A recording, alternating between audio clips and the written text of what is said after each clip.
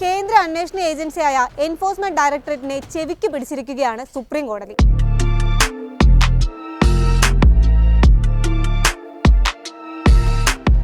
തമിഴ്നാട് സർക്കാർ ഭാഗമായ ഒരു അപ്പീൽ ഹർജിയിൽ രൂക്ഷ വിമർശനമാണ് ഇഡിക്കെതിരെ ചീഫ് ജസ്റ്റിസ് ബി.ആർ. ഗവായിയുടെ ബെഞ്ച് നടത്തിയിരിക്കുന്നത്. എൻഫോഴ്സ്മെന്റ് ഡയറക്ടറേറ്റ് അഥവാ ഇഡിക്കെതിരെ വ്യാപക തോതിൽ ആരോപണങ്ങൾ ഉയരുന്ന സമയത്തു കൂടിയാണ് സുപ്രീം കോടതിയുടെ ഭാഗത്തു നിന്നും വിമർശനം ഉണ്ടാകുന്നത്. കേരളത്തിലൊരു വ്യവസായിക്കെതിരായ കള്ളപ്പണം വെളുപ്പിക്കൽ കേസ് ഒതുക്കി തീർക്കാൻ സംഘടിതമായി കൈക്കൂലി ആവശ്യപ്പെട്ടെന്ന കേസിൽ അന്വേഷണം നടന്നുകൊണ്ടിരിക്കുകയാണ്.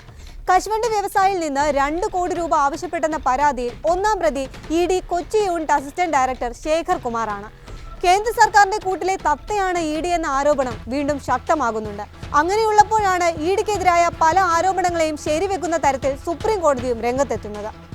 തമിഴ്നാട്ടിലെ മദ്യവിതരണ കോർപ്പറേഷൻ ടാസ്മാക്കിനെതിരെ 1000 കോടി രൂപയുടെ സാമ്പത്തിക തട്ടിപ്പ് ആരോപണം ഉയർന്നിരുന്നു. അതിൽ തമിഴ്നാട് സർക്കാർ അന്വേഷണവും ആരംഭിച്ചിരുന്നു. അതിനിടെയാണ് ഇഡി അവതരിക്കുന്നത്.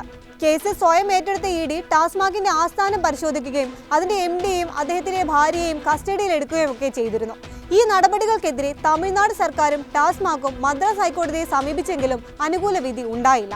അങ്ങനെയാണ് ഇരു വിഭാഗവും സുപ്രീം കോടതിയെ സമീപിച്ചത്. Chief justice BR. ഗവായിയുടെ ബെഞ്ചായിരുന്നു അപ്പീലിൽ വാദം കേട്ടത്. ടാസ്മാക്കുമായി ബന്ധപ്പെട്ട് ഇഡി നടത്തുന്ന അന്വേഷണവും റെയ്ഡുകളും എല്ലാം സ്റ്റേ ചെയ്യാനായിരുന്നു മെയ് 22 സുപ്രീം കോടതി ഉത്തരവ്. അതുമാത്രമല്ല, ഇഡി എല്ലാ പരിധികളും ലംഘിക്കുകയാണെന്ന ഗുരുതര വിമർശനവും ചീഫ് ജസ്റ്റിസിന്റെ ബെഞ്ച് നടത്തിയെന്നതാണ് ഈ ഉത്തരവ് കൂടുതൽ പ്രസക്തമാക്കുന്നത്.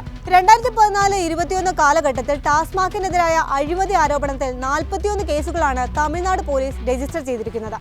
അതിൽ കോർപ്പറേഷനെതിരെ കേസ് ഉണ്ടായിരുന്നില്ല. അപ്പോഴാണ് ഈ വർഷം പൊടുന്നനെ ഇഡി അവതരിക്കുന്നതും കോർപ്പറേഷനിലെ റെയ്ഡ് ഉൾപ്പെടെയുള്ള നടപടികളിലേക്ക് കടക്കുന്നതും. ഇക്കാര്യം ചൂണ്ടിക്കാട്ടിയപ്പോഴാണ് ഇഡി എല്ലാ പരിധിയും കടക്കുന്നുവെന്ന വിമർശനം കോടതി നടത്തിയത്. സംസ്ഥാന സർക്കാർ അന്വേഷണം നടത്തുന്നു എന്നിരിക്കെ അനാവശ്യമായി ഇഡി ഇടപെടുന്നത് എന്തിനാണെന്നും കോടതി ചോദിച്ചു. രാജ്യത്തെ ഫെഡറൽ സംവിധാനത്തെ ഇഡി ലംഘിക്കുന്നുവെന്നും ആ പോയിന്റിൽ സുപ്രീം കോടതി ചൂണ്ടിക്കാട്ടി.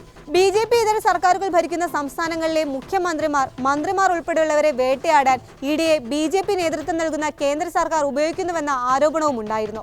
ഒപ്പം ഇഡി എല്ലാവിധ ഫെഡറൽ തത്വങ്ങളും പാടെ അവഗണിക്കുന്നു എന്നും പല പ്രതിപക്ഷ പാർട്ടികളും അഭിപ്രായപ്പെടുകയും ചെയ്തിരുന്നു.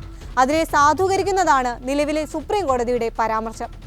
കള്ളപ്പണം വെളുപ്പിക്കൽ, വിദേശ നാണ്യ വിനിമയത്തിലെ ക്രമക്കേടുകൾ തുടങ്ങിയ ഗുരുതര സാമ്പത്തിക കുറ്റങ്ങൾ അന്വേഷിക്കാൻ കേന്ദ്ര ധനമന്ത്രാലയത്തിന് കീഴിലുള്ള ഏജൻസിയാണ് എൻഫോഴ്സ്മെന്റ് ഡയറക്ടറേറ്റ്.